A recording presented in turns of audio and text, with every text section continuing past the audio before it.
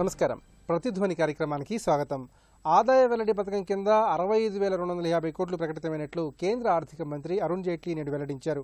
నల్లధనాన్ని దాచుకున్నవారు సెప్టెంబర్ 30 తేదీలోపు వెల్లడిస్తే సమస్యల నుంచి బయటపడతారని జూన్లో ప్రభుత్వం ప్రకటించింది. స్వచ్ఛందంగా వివరాలు ప్రకటించే వారిపై ఎలాంటి విచారణ కూడా ఉండదని ప్రభుత్వం హామీ ఇచ్చింది. అంతేకాదు ఫెమా, మనీ లాండరింగ్ నివారణ చట్టం, మరో 4 చట్టాల కింద కూడా వెసులుబాటు లభిస్తుందని చెప్పింది. ఇన్ని అవకాశాలు ఇచ్చినప్పటికీ నిన్నటితో గడువు ముగిసిన ఐడిఎస్ పథకానికి ప్రభుత్వం ఊహించినంతగా స్పందన కనిపించలేదు. ఈ నేపథ్యంలో గడువులోపు స్పందించని వారిపై ముందే హెచ్చరించినట్లుగా ప్రభుత్వం ఎలాంటి కఠిన చర్యలు తీసుకోవచ్చు, ఆదాయ పన్ను ఎగవేతలను ఇక ముందు ఎలా కట్టడి చేయాలి అనే అంశాలకు సంబంధించి ప్రతిధ్వని చర్చను చేపట్టింది. ఈ చర్చలో పాల్గొంటున్న ప్రముఖులు లంకా దినకర్ గారు, ఆర్థిక అంశాల విశ్లేషకులు, నితిన్ పారేఖ్ గారు, AP chamber of commerce and industries ప్రతినిధి, ఆర్థిక అంశాల నిపుణులు, డి ప్రేమనాథ్ గారు, చార్టెడ్ అకౌంటెంట్, ఆర్థిక అంశాల నిపుణులు, తుమ్మల శివరామకృష్ణ గారు, చార్టెడ్ అకౌంటెంట్, ఆర్థిక అంశాల విశ్లేషకులు.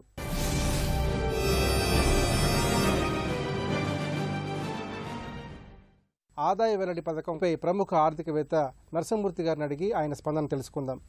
నమస్కారం నరసింహమూర్తి గారు. నమస్కారం. కేంద్రం ప్రకటించిన ఆదాయ వెల్లడి పథకం ఎంతవరకు విజయవంతమైంది? ఈరోజు అరుణ్ జైట్లీ గారి అనౌన్స్ చేసిన ప్రకారం 64,275 మంది ఈ 64,250 కోట్లు డిక్లేర్ చేసినట్టుగా, అంటే మనిషికి యావరేజ్గా ₹1 కోటి చొప్పున డిక్లేర్ చేసినట్టుగా ఉందన్నమాట. ఇన్కమ్ డిక్లరేషన్ స్కీమ్ ప్రకారం డిక్లేర్ చేసిన ఆస్తి కానీ, బ్లాక్ మనీతో చేసుకున్న ఆస్తులు కానీ డిక్లేర్ చేస్తే వాటి మీద ఆదాయం పన్ను 45% కనుక కట్టేస్తే పెనాల్టీ కానివ్వండి, ఏమన్నా కానివ్వండి, మళ్ళీ మిమ్మల్ని అడగరు, ఏ క్వశ్చన్ వేయరు, వాటి మీద ఇంకా వేధింపులు కానీ ఏమీ ఉండవు, పబ్లిక్గా డిస్క్లోజ్ చేయరు, కాన్ఫిడెన్షియాలిటీ ఉంటుంది. ఇటువంటి కండిషన్స్ పెట్టి ఈ స్కీమ్ వచ్చింది. ఇవాళ ఇటువంటి స్కీము వచ్చే టైంలో చాలా భయపెట్టారు జనాన్ని. అంటే ఏమిటంటే మళ్ళీ కనుక ఈ విధంగా కనుక దీని తర్వాత మీరు చేయకపోతే యాక్షన్ తీసుకుంటుంది, చాలా సివియర్గా గవర్నమెంట్ యాక్షన్ తీసుకుంటుంది చెప్పడం ఒకటైంది. 2, చాలా మందికి నోటీసులు ఇచ్చారు. మళ్ళీ ఫ్యూచర్లో నల్లధనం రాకుండా చేసే ఒక మంచి పని ఏమిటంటే అనుసంధానం, అంటే పాన్ నంబరు, అదే పాన్ నంబర్ లేకుండా ఏవి రిజిస్ట్రేషన్స్ చేయకపోవటం, ఏ ట్రాన్సాక్షన్స్ చేయకపోవటం, ఏ బ్యాంకింగ్ ట్రాన్సాక్షన్ అయినా సరే కొంత లిమిట్ దాటిన తర్వాత పాన్ నంబర్ అడగటం. సో ఈ విధంగా ఒక పాన్తో ప్రతి ట్రాన్సాక్షన్స్ అనుసంధానం అవుతున్నాయి కాబట్టి, ఆధార్తో అనుసంధానం అవుతున్నాయి కాబట్టి ఇన్ ఫ్యూచర్లో ఎవరే ట్రాన్సాక్షన్ చేసినా కూడా ఆటోమేటిక్గా మీకు ఆ పాన్ నంబర్ అనుసంధానం చేసుకుని వీళ్ళు చేశారు అని చెప్పి క్వశ్చన్ వెళ్ళిపోయాయి. ఇదివరకు నల్లధనం డిక్లరేషన్ స్కీమ్స్కి ఈ స్కీమ్కి ముఖ్యంగా తేడా ఏమిటంటే, ఇదివరకు ఇటువంటి ఇంటిగ్రేషన్ అంటే ఏమిటంటే పాన్ నంబరు, ఆధార్ కార్డు అన్ని ట్రాన్సాక్షన్స్కి అనుసంధానించడం, ఆ పాన్ నంబర్ మానిటర్ చేయడం, ఇవి లేకపోవటం వల్ల అప్పుడు ఇన్కమ్ డిక్లరేషన్ స్కీమ్ అయినా కూడా టోటల్గా మళ్ళీ నల్లధనం వస్తూ పోయింది. 1. 2, ఇప్పుడు జిఎస్టీ ఇంట్రడక్షన్తో ఈ చైన్లో మ్యానుఫ్యాక్చరర్ దగ్గర నుంచి కన్జ్యూమర్ దాకా పోయే చైన్లో ఎక్కడో అక్కడ ఎవడో ఒకటి డిస్క్లోజ్ చేయకుండా తప్పదు. నల్లధన నియంత్రణకు భవిష్యత్తులో ఎలాంటి చర్యలు చేపట్టాల్సిన అవసరం ఉందంటారు? నల్లధనం రాకుండా ఉండాలంటే 1, మీ రిజిస్ట్రేషన్ వాల్యూస్ అనుసంధానించడం, ఆల్ ట్రాన్సాక్షన్స్ పాన్తో అనుసంధానించడం. మీరు హోటల్కి వెళ్ళినా ఎక్కడికి వెళ్ళినా కూడా పాన్ నెంబర్ అడుగుతున్నారు ఇవాళ, అది అదే విధంగా సాగటం. 3, పర్చేజ్ సేల్లో ఉన్న క్యాష్ ట్రాన్సాక్షన్స్ పోవాలంటే జిఎస్టీ చాలా ఉపకరిస్తుంది. అదే ఫారిన్ ట్రాన్సాక్షన్స్లో కూడా ఇవి పోవాలంటే మరి వాటి మీద ఒక కట్టుదిట్టమైన పర్యవేక్షణ వ్యవస్థ కనుక ఉంటుంటే ఇటువంటి నల్లధనం అవకాశాలు తగ్గుతాయి అన్నమాట. నరసింహమూర్తి గారు, మీ అమూల్యమైన అభిప్రాయాలు ప్రతిధ్వనితో పంచుకున్నందుకు ధన్యవాదాలు. ధన్యవాదాలు. నమస్కారం. దినకర్ గారు, ఆదాయ వెల్లడి పథకం కింద 65,250 కోట్ల నల్లధనం ప్రకటితమైనట్లుగా ఆర్థిక మంత్రి అరుణ్ జైట్లీ ప్రకటించారు. మరి ఈ పథకం ఏ మేరకు విజయవంతమని భావించాలి? ముందు అసలు గణాంకాల్లోకి వెళ్తే దాదాపు దేశంలో ఉన్నటువంటి 31 లక్షల కోట్ల వరకు నల్లధనం ఉందని చెప్పినటువంటి అంశం కానీ, అలాగే విదేశాల్లో ఉన్నటువంటి నల్లధనం దాదాపు 33 లక్షల కోట్ల వరకు ఉందని చెప్పినటువంటి ఆ గణాంకాలని పరిశీలించినప్పుడు ఈ 65,250 కోట్లు అనేది చాలా తక్కువగా కనపడినట్టుగా మనకు అర్థమవుతుంది. దాదాపు 64,275 మంది వారు యావరేజ్న సగటున ఒక్కొక్కరు ₹1 కోటి లెక్కన వారు డిక్లేర్ చేసినట్టు ఆర్థిక మంత్రి గారు చెప్పడం జరిగింది. దాదాపు 45% ట్యాక్స్ వసూలు చేస్తే ఇప్పుడు 26,000 నుంచి 27,000 కోట్ల వరకు ప్రభుత్వ ఖజానాకి వచ్చేటటువంటి అవకాశం కనబడుతుంది. అయితే ఇప్పుడు ఒక అడుగు ప్రభుత్వం వేసింది. ఏదైతే మీరు డిక్లేర్ చేయనటువంటి వారి మీద కొరడా జులిపించడం జరుగుతుంది అని చాలా స్పష్టంగా చెప్పారు. భారతదేశం ఇప్పుడు కూడా ఉన్నటువంటి ఆర్థిక వ్యవస్థలో అకౌంటింగ్ సిస్టమ్ అనేది ఇంకా కూడా పటిష్టవంతంగా నిర్వహించేటటువంటి విధానానికి అలవాటు పడినట్టుగా ఇంకా కూడా మనకి కనపడట్లేదు. ఎందుకంటే చాలా మందికి, ఎక్కువ మందికి తెలియకపోవటము, కొంతమంది వారు తెలిసినా కూడా ఏముంది లేనటువంటి భావంతో పుస్తకాలు నిర్వహించేటటువంటి వాళ్ళ వల్ల కూడా కొన్ని ఇబ్బందులు ఉన్నాయి. కేంద్ర ప్రభుత్వం తీసుకునేటటువంటి చర్యలు నల్లధనానికి సంబంధించి డిక్లేర్ చేయని వారి మీద కొరడా జులిపించేటటువంటి క్రమంలో ఇప్పుడు ఒక ఉదాహరణకి బ్యాంకు దగ్గర నుంచి బ్యాంక్ స్టేట్మెంట్లో ఎక్కడి నుంచి అయినా నగదు ఫ్లో అయ్యి వచ్చి బ్యాంక్ స్టేట్మెంట్లో ఒక సేవింగ్స్ అకౌంట్లో వచ్చింది. ఆ సోర్స్ ఏదైతే ఉందో ఆ సోర్స్ ఇంపార్టెంట్ అవుతుంది. అది అంతకుముందు నల్లధనంలో లేకుండా తెల్లధనంలో, అంటే పన్ను కట్టినటువంటి ఆదాయం నుంచి తెచ్చుకున్నటువంటి సోర్సు ద్వారా ఫ్లో అయిందా లేదా అనేటటువంటి ఇటువంటి అంశాలు చాలా ప్రభావితం చేయబోతున్నాయి. ముందు ఏదైతే బ్యాంక్ స్టేట్మెంట్స్ నుంచే మొదలవుతుంది, వీళ్ళ యొక్క ఫ్లో, క్యాష్ ఫ్లో ఏ విధంగా అయ్యింది, ఆ ఫ్లో కరెక్ట్గా అయింది. ఇప్పటికే మనం గమనించినట్లయితే గడిచిన 3 రోజుల నుంచి కూడా కొన్ని దాడులు కూడా మనం చూసాం.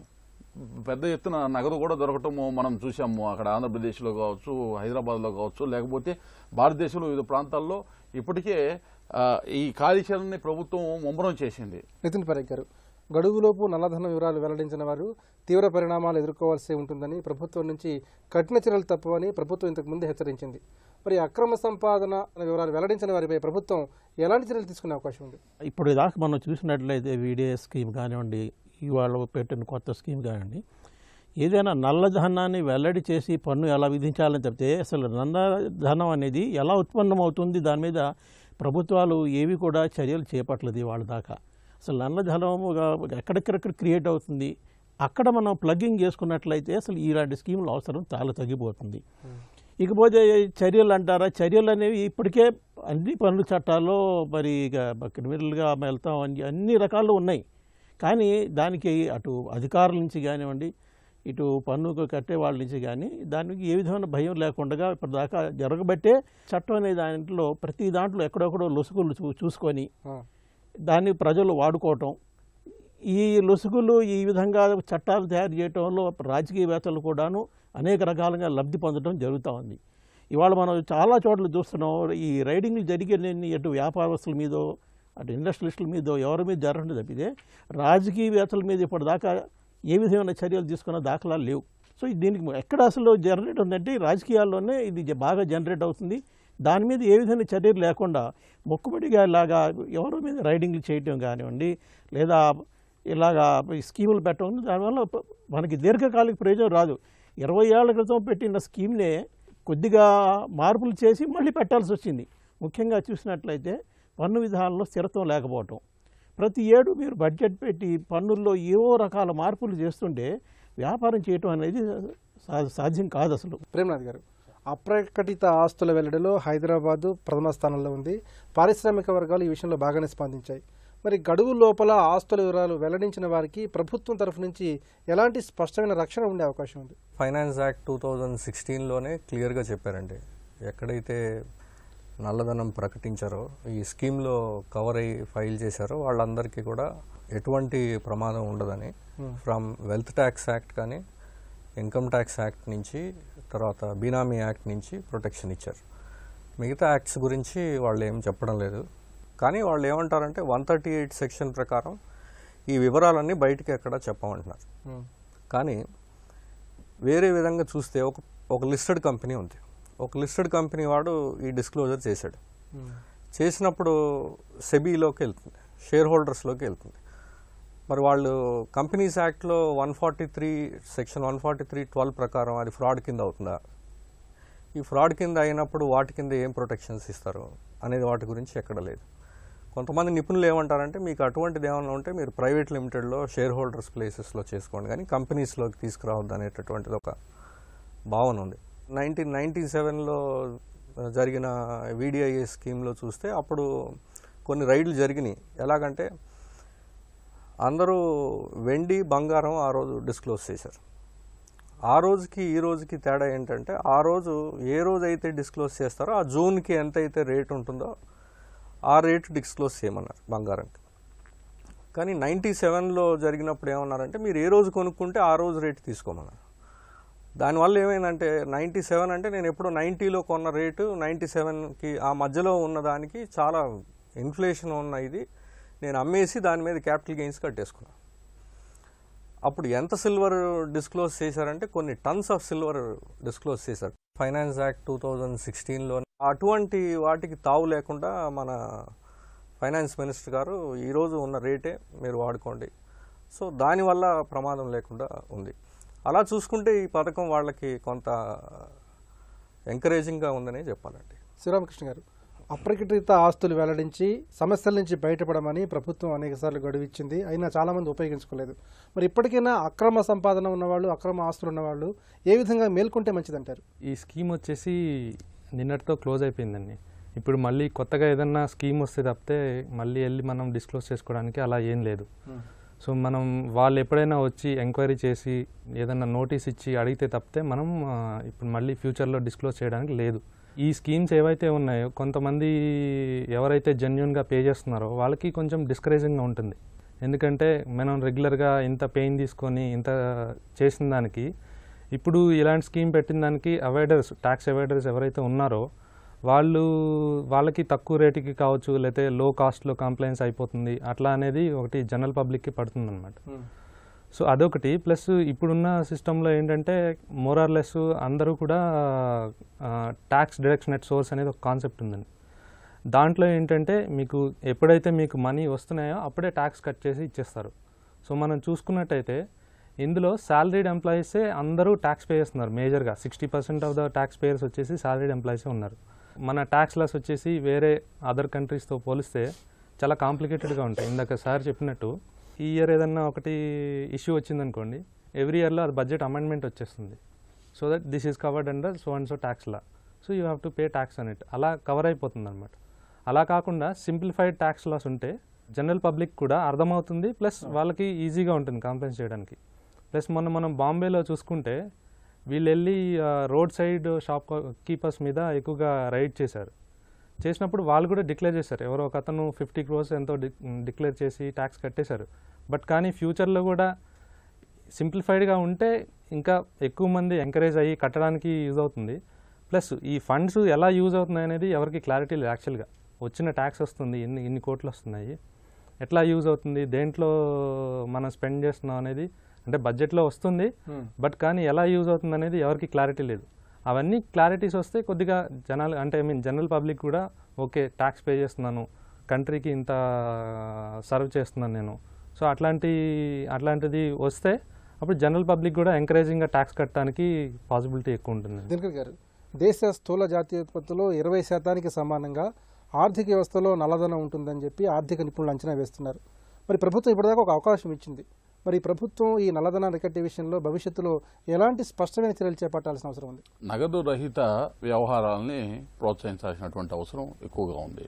ఇప్పటి వరకు మనం గమనించినట్లయితే దేశంలో జరిగేటటువంటి ట్రాన్సాక్షన్స్ మొత్తంలో కూడా దాదాపు 70% నగదుతో జరగటం, ముఖ్యంగా అసంఘటిత రంగం ఎక్కువగా ఉండటం దేశంలో, అలాగే వ్యవసాయం లాంటి వాటిల్లో ఎక్కువగా దాదాపు 70% మంది ప్రజలు ఆధారపడి జీవించేటటువంటి వారు బ్యాంకింగ్ వ్యవస్థని తక్కువగా వాడుకోవటం అనేది మనం చూస్తున్నటువంటి అంశం. దానికి కూడా కారణం ఏంటంటే బ్యాంకింగ్ వ్యవస్థ కూడా గ్రామ స్థాయిలోకి, అట్టడుగు స్థాయిలోకి అందరికీ అందుబాటులో ఉండే విధంగా కావాల్సినన్ని బ్యాంకులు లేకపోవటం కూడా ఒక ఇబ్బందిగానే చెప్పొచ్చు. దాంతోపాటు ప్రజల్ని కూడా బ్యాంకింగ్ సిస్టమ్ వైపు అలవాటు చేయటం అనేది చాలా కీలకం.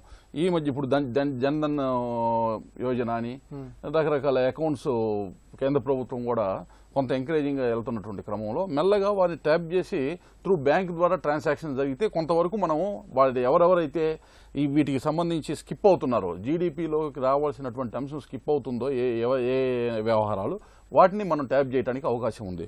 స్థూల జాతీయ ఉత్పత్తిలో 26% వరకు కూడా దాదాపు నల్లధనం వల్ల మనం కనపడకుండా ఎవాపరేట్ అయిపోతుంది అనేది తెలిసింది.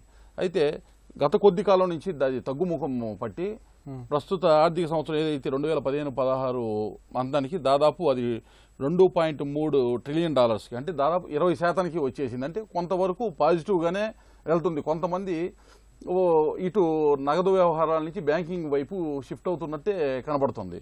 ముఖ్యంగా మూలము ఏదైతే నల్లధనానికి మూలము ఏది అని చూసినప్పుడు ఏదైతే ఇన్కమ్ ట్యాక్స్ యాక్ట్లో చెప్పినటువంటి 5 హెడ్ల్లో వచ్చేటటువంటి ఇన్కమ్ని డిస్క్లోజ్ చేయకుండా ఎగవేతదారులే కాకుండా ఏదైతే అవినీతి రూపంలో వచ్చేటటువంటి ధనం ఏదైతే ఉందో అది చాలా కీలకమైనటువంటి అంశము. అది దాన్ని ట్యాప్ చేయాల్సినటువంటి అవసరం ఉంది. అలాగే విదేశాల్లో ఉన్నటువంటి నల్లధనం ఏదైతే తెప్పిస్తామనేటటువంటి ప్రయత్నాలు మేము చేస్తున్నామన్నారో వాటి మీద కూడా అడుగులు చాలా వేగంగా వేయవలసినటువంటి అవసరం ఉంది. నితిన్ పరేఖ్ గారు, ఒక పరిధి దాటిన అన్ని నగదు లావాదేవీలకు పాన్ కార్డు నిబంధన తప్పనిసరి చేయనున్నట్లు, ఈ నిబంధనలను త్వరలో విధించనున్నట్లు ఆర్థిక మంత్రి అరుణ్ జైట్లీ ప్రకటించారు. మరి ఈ నిబంధన అమల్లోకి వస్తే అక్రమాలకు ఎంతవరకు అడ్డుకట్టపడే అవకాశం ఉంది? పాన్ కార్డు ఇప్పుడు సృష్టి జరిగి సుమారు 20 ఏళ్ళు దాటింది. దీనివల్ల ఎంత ఉపయోగం వచ్చిందనేది ప్రభుత్వం ఇప్పటిదాకా మనకి ఏమీ చెప్పలేదు. కేవలం ఒక పాన్ కార్డు కాదు, ప్రజల యొక్క దృక్పథంలో, అధికారుల దృక్పథంలో, చట్టాలు అమలు చేసే పద్ధతుల్లో మార్పులు రావాలి. ఆ సమూల మార్పులు రావాలి. ఆ రాకుండా కేవలం ఈ మనం కాస్మెటిక్గా ఏవో స్కీములు పెట్టేసేసి లేదా ఇన్సెంటివ్లు ఇచ్చేసి, ఇవాళ చూడండి పన్ను కట్టేవాడికి ఇన్సెంటివ్ లేదు కానీ ఎగ్గొట్టేవాడికి ఇన్సెంటివ్ స్కీమ్స్ పెడతా ఉన్నాం మనం. ఇది నిజంగా మన జాతికే దౌర్భాగ్యం ఇది. ఇవాళ ఇప్పుడు కంప్యూటరైజేషన్ చేస్తే మనకి చాలా మటుకు క్లారిటీ వస్తుంది. మరి కంప్యూటరైజ్డ్ అకౌంట్స్ పెట్టే వ్యాపారస్తులు కానీ ఇండస్ట్రీస్ కానీ ఏమైనా ఇన్కమ్ ట్యాక్స్లో ఒక 5% ముద్ర ఇస్తామని ఏమైనా అక్కడ ప్రకటించగలిగేవా? అది చేయలేకపోతున్నాం. ఇలాగే మన సేల్స్ ట్యాక్స్లు కానీ ఇంక ఏ ట్యాక్స్లు కూడా కంప్యూటరైజ్ అయితే పన్ను వసూలుకి మనకి చాలా సువిధంగా ఉంటుంది. అలాంటప్పుడు ఏం చేయాలా? కొన్ని ఇన్సెంటివ్స్ చేయాలా. మనకి ఉన్న హ్యూమన్ సైకాలజీ ప్రకారం ఇన్సెంటివ్ అన్న ఉండాలా, లేకపోతే థ్రెట్ పర్సెప్షన్ అన్న ఉండాలా. కేవలం థ్రెట్ పర్సెప్షన్ 60 ఏళ్ళు ప్రయత్నం చేసాం, ఏం మనకి అనుకూలంగా మనకి అవకాశం ఏమి ఇవ్వలేదు. అది అలాంటప్పుడు ఏం చేయాలి? ఒక ఇన్సెంటివ్ని ట్రై చేయాలా. అది చేయటానికి అధికారులు సుముఖంగా లేరు. ఇందాక మనం ఎన్నిసార్లు మనం ఈ స్కీములు పెట్టినా కూడా ముఖ్యంగా రాజకీయంగా కానివ్వండి, అధికారుల్లో కానీ ఉన్న అవినీతిని, వాళ్ళ దగ్గర ఉన్న నల్లధనాన్ని వెలికి తీసే పద్ధతి మనం ఇప్పటిదాకా కనిపెట్టలేకపోయాం. ఇవాళ 65,000 మంది సుమారు డిక్లరేషన్ ఇచ్చారన్నారు. ఇందులో ఎంతమంది రాజకీయవేత్తలు ఉంటారు, ఎంతమంది అధికారులు ఉంటారు, వాళ్ళ దగ్గర నల్లధనం లేదా? జనరేషన్ జరిగేది అక్కడ. అంటే ఏంటంటే మూలాలను తీసుకోవడం ఒకటి, డిజిటలైజేషన్ చేయాలా. తర్వాత అర్థక్రాంతి అనే ఒక స్కీమ్ని మన భారతదేశంలో మన కొంతమంది నిపుణులు కనిపెట్టి ప్రభుత్వానికి సమర్పించారు. దాని మీద చర్యలు చేపట్టాలి. అనేక రకాల పన్నులు, అనేక రకాల రిటర్న్తోటి ప్రజలు విసిగిపోయి ఉన్నారు. ఈ విసిగిదాలతోనే అధికారులు అవినీతి తోడయ్యి వాళ్ళ పన్ను కొడితేనే జీవితం సౌకర్యవంతంగా ఉంటుంది అనే నిర్ణయానికి వచ్చేసారు వాళ్ళు.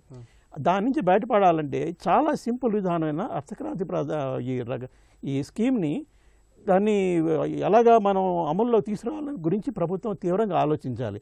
ఇది ఆలోచించి రోజు నగదు లేకపోవటం ఒకటి, అనేక రకాల పన్ను చట్టాలు లేకపోవటం, తర్వాత పన్ను విధానంలో స్థిరత్వం రావటం వలన ఆటోమేటిక్గా ప్రభుత్వానికి ఆదాయం పెరుగుతుంది, అవినీతి చాలా వరకు తగ్గిపోతుంది. ప్రేమనాథ్ గారు, నల్లధనాన్ని అరికట్టే విషయంలో ప్రభుత్వం నిర్దిష్టంగా ఎలాంటి చర్యలు చేపట్టాలి? ఇప్పుడు ఈరోజు 65,000 crores ఏదైతే మనకు వచ్చింది అనుకుంటే, ముందుకొచ్చి కట్టారు అనుకుంటే, దాన్ని ఆ పొలిటికల్ షేర్ తీసుకుంటే 50% ఉండి ఉండొచ్చు. బట్ వాళ్ళందరినీ ఇందులో తీసుకురాలేదు. Corruption related black money is not covered in the scheme. So అది మేజర్. మనకి 70% of the Indian population are unorganized. They are into agriculture. వాళ్ళు సంపాదించేది 30%. వాళ్ళందరికీ నువ్వు పాన్ కార్డు కావాలంటే కుదరదు.